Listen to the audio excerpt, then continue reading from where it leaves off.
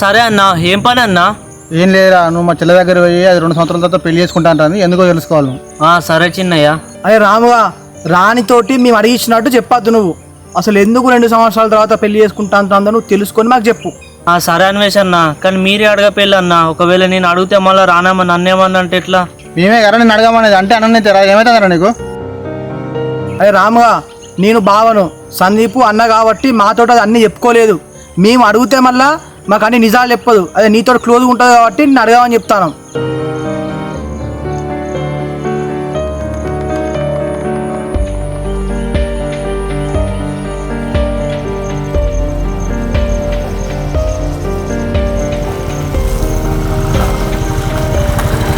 అవునే, బావతో పెళ్లి ఇష్టం లేదంటే అమ్మ నన్ను అస్సలు వినట్లేదు.